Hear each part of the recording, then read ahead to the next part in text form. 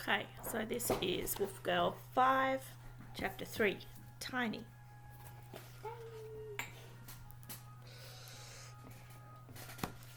My foot slipped and I fell in a heap. My heavy clothes weighed me down as I struggled to push myself to my feet, costing me time I couldn't afford. As I rose, I saw Tiny bob to the surface beyond the ice shelf. "Eagle!" I cried at the sky. "Where are you?" She was nowhere in sight. What could I do? If I could break a block of ice from the edge, maybe I could use it to float after Tiny. That sounds like a bad idea. I reached the edge, then fell to my knees and started digging. My mittens were thick, the ice was hard, and I barely made a dent. I blinked away tears, clouding my vision and frosting my eyelashes. I was going to lose him. "Oh," I murmured, "no." Suddenly, I was surrounded by helpers. The pack had not obeyed my command to return to shore. Rupert and the dogs dug around me, gouging out chunks with their claws. Snap! Crack! My sheet of ice broke free. Rupert tensed to push it away as he stared at me in concern.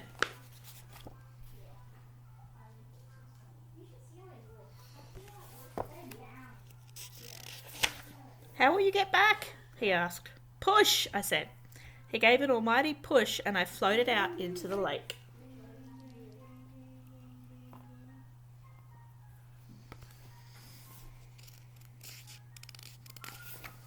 I started to paddle, the freezing water soaking through my mittens in about 2 seconds. I didn't care, I hardly felt it. My eyes were focused on Tiny's head, bobbing along in front of me. I paddled for all I was worth. I caught up to him and scooped him from the water. "Tiny?" Relief swept through me as his eyes opened, but his nose was blue and he was shivering violently. I tried to dry him on my clothes, squeezing the water from his fur. I had to get him back to land.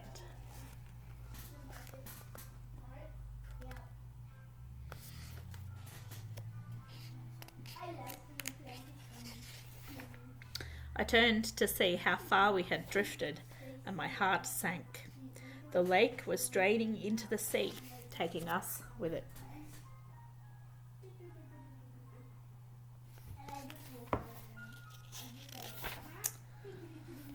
I'm going to read chapter 4 as well. It's called Achoo! Like that. I couldn't even use both hands to paddle as I was too terrified Tiny would slip from my grasp. I dug my right hand into the water again and again, working both sides of the ice sheet so we didn't turn in a circle. Meanwhile, the current carried us ever further from shore. Icy water soaked up through wet patches on my knees. I could only imagine how Tiny felt after his full drenching. I needed to get him warm as quickly as possible. "Eagle," I murmured, "where are you?"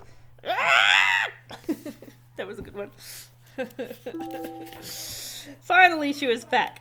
Eagle dived down and sank her claws into the edge of the ice sheet as she continued to flap powerfully. She was pushing us towards the shore. There wasn't any ice in our way. It was a straight shot to solid ground, if only we could make it.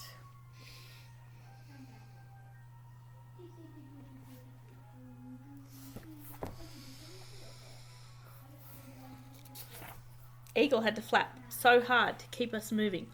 The wind from her wing beats washed over us, making us shiver. How long could she possibly keep it up? "Come on, Eagle," I said through chattering teeth. "Just a little further." "Come on, Eagle," echoed Rupert, and the dogs barked their encouragement as they all raced around the shoreline to meet us. Eagle's eyes glinted as she mustered her strength. "Yeah!" She unleashed a series of mighty sweeps, building momentum to send us skimming over the surface. As the shore grew closer and closer, I realized we weren't going to slow down. Smash! I sprang clear of disintegrating ice, clutching Tiny tightly.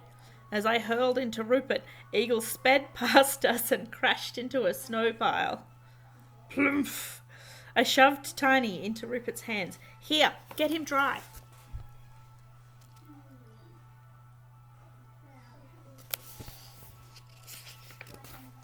I ran to Eagle to help her out of the snow. She shook white clumps from her feathers as she clambered out and eyed me with a look that said, "Well, let's not do that again." She seemed to be okay, just exhausted. Why don't you ride on Sunrise for a while, I said, like you used to. Rupert rubbed Tiny with his clothes. I think he needs to eat, drink, and rest, he said. A fire would be good as well. I'm okay. Tiny stood up in Rupert's hands and wagged his tail. Nothing like a freezing cold swim to wake a doggy up. You little fool, growled Brutus, chasing that fluffy nothing. I would have caught it too, said Tiny, if not for that weird break-apart ground. Despite the fright he'd given us, I had to laugh. I took Tiny from Rupert and squeezed him to my cheek. You silly Billy, I said. Put me down, he yipped. I have to shake it off. I did what he wanted, setting him down among us. He immediately shook himself vigorously, spattering us all with freezing drips.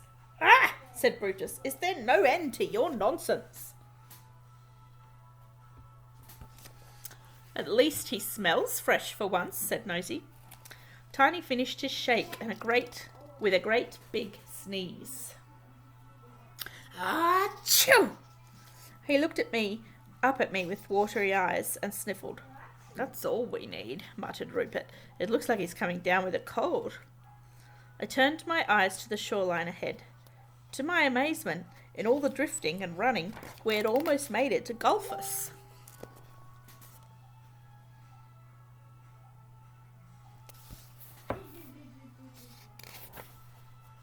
Maybe someone in the village will help us warm up. Maybe, said Rupert doubtfully, if it hasn't been taken over by the enemy, like everywhere else.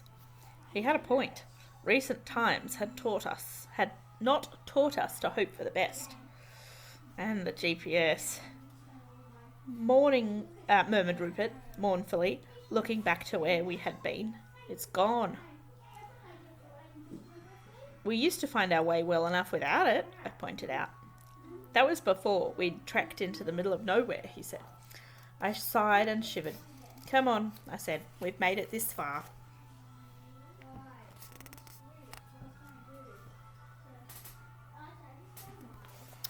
And that's the end of chapter 4. The next chapter is called Golphus. And that's what we're going to hear on Monday.